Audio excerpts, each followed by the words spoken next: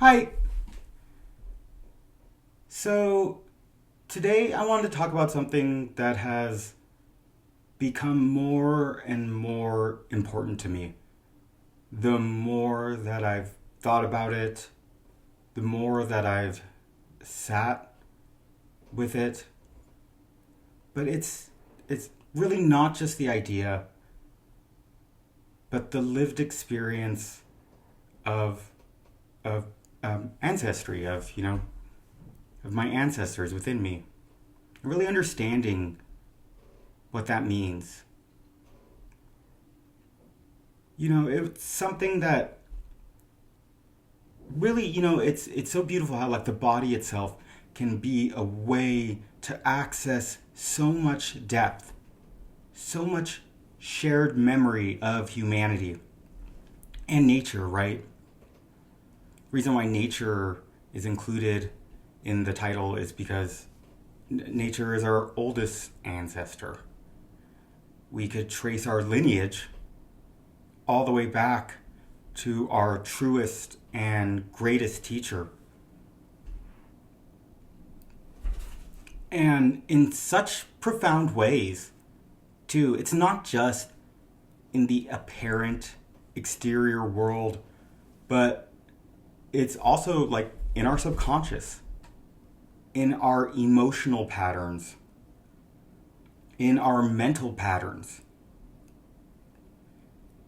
There are like greater patterns that we see occur in our life that seem to be out of our control too.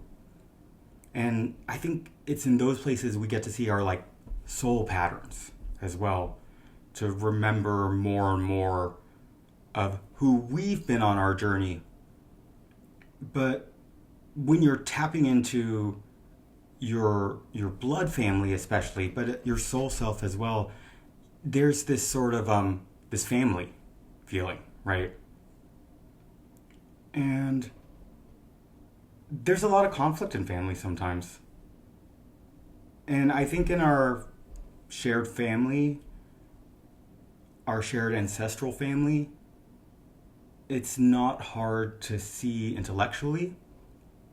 And when you can experience them alive in and through and all around you, it's obvious.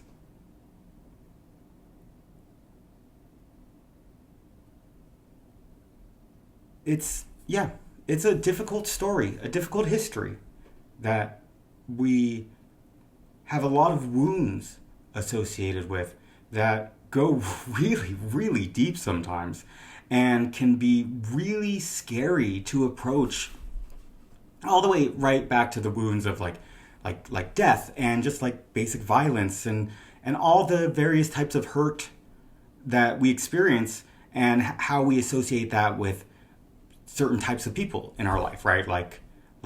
Father and mother wounds run deeper than just ones we might have with our mother or father. And to approach that in your DNA through your ancestors is a little more intense. You might wonder like how to really approach them. And I don't know. I think it's pretty simple. I think you can just go into nature, even nature that's by a city or in the city, but enough where you could have a little bit of solitude and just be a part of it, right? Like, there's this key, I don't know. I feel a lot of times when I go and I try to be in nature, that nature itself will make itself distracting to the experience. And maybe quantum, consciousness, a quantum mechanics sort of way, it tries to make an observer out of you instead of just you being a part of nature. I don't know. It's definitely the easiest way that I have found to connect with what I know is a deep part of my being as a human, in the least. And as an animal, even too, right? There are wounds associated with all kinds of creatures as well as our relationships. It's it's a fantastic part of ourself that, as you approach more and more, you realize how much it actually controls your life. How a lot of the things that we tell ourselves, oh, that's just how I am, actually come inherited so deeply. And it's hard a lot of times because we feel, sometimes a lot of difficult things in that shared memory. But we have to accept those parts of ourselves too. It's kind of wild. It's like I know that like I'm not the doer of any of those some of those extreme emotions, extreme feelings that we all have deep inside of us. We all have extreme like rage somewhere deep down, extreme fear. There's moments that we all have that are difficult. It's just about like if you're acting on them or not.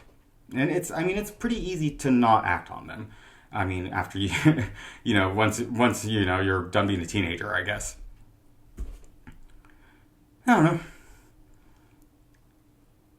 It's kind of incredible to have to accept those parts of ourselves. It feels wild, but it's still, yeah, it's a part of you. That's the whole idea, right? Is that if these things are a part of you and you want to truly accept who you are, which means being a human who's lived this shared experience with all these other people and collected all this pain and suffering that we aren't guilty of. If we ever want to change the world in a socio-economic, political way, it's necessary for us to heal these wounds. Otherwise, they'll go on with us into say the political structure changes, those wounds will still be carried, and they will still control the way that people think and act and treat each other.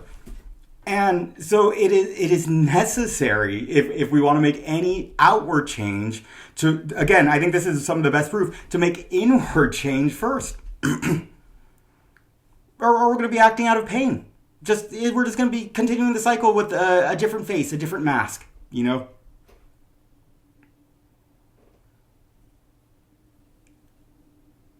If you do go out in nature, like I said, just be a part of it. Don't be even amazed, right, by it. Just allow yourself to be in it. Be there with honor and respect and love. That's something that I've developed more and more. I tried to develop, and then I guess just stopping the trying allowed me to there is a lot of pain and suffering that individuals have gone through throughout history to make sure that we can be where we're at, and that we can think about these things, and we can be conscious creators in our life and start to understand consciousness after being so embedded in the material.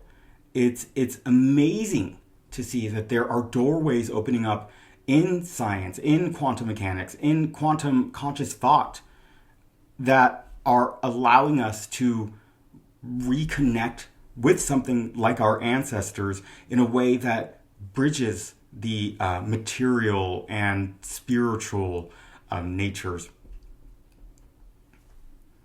I feel them alive in me, living through me, and a real sense of purpose rises from that doesn't have anything to do with me.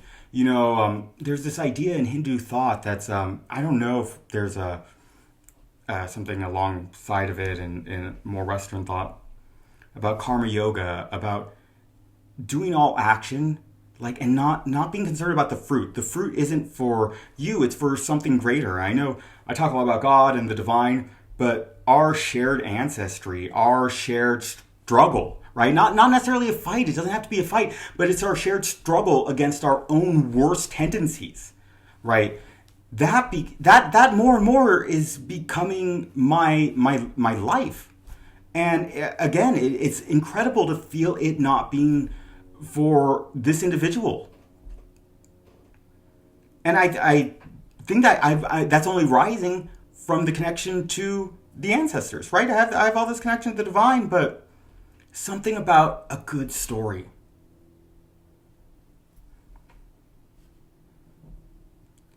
You know, the ego it's a really comfortable place to drop it into, right? It's not quite divinity, it's not quite God, which is a great unknown, but there is a shared social consciousness. There's a social personality type, right? One that is concerned more for what others think instead of, like the life that they're living. And if you could drop the ego into a place of your ancestry, it's a different story. I mean, it's not necessarily the easiest thing to do, but man, it is so much better than having to deal with our day-to-day problems, the things that we, make for ourselves up all the time. It could be a little interesting. I mean, it's absolutely beautiful, but it's also not the easiest place to go. Any shadow work is not the easiest place to go. But we can't make the world better if we can't make ourselves better. So yeah, I guess that's this video. I just felt I, had to say something about what is becoming more and more apparent, I think, in a lot of people's lives. As we talk and share and recognize this idea of quantum consciousness, of consciousness being the base structure for all of reality, and how strong that observer effect really is. How when you look at something, you essentially cement it. And I mean, it's pretty darn cool, especially in this digital age, because we have a way of seeing it right in front of us, right on the screen. And then, like I said, go out in nature, sit out in nature, bring a book, and don't pay attention to all the stuff that starts going on around you. And you'll hear the voice of your ancestry, right? They are alive right now. There's a lot of thought, again, if we are a conscious being, and there's a lot of thought put into the ideas of stuff like astrology. And Vedic astrology is really important. It's a really amazing thing. And a lot of people right now are giving focus to something called Ketu's transition into the Magha Nakshatra, which is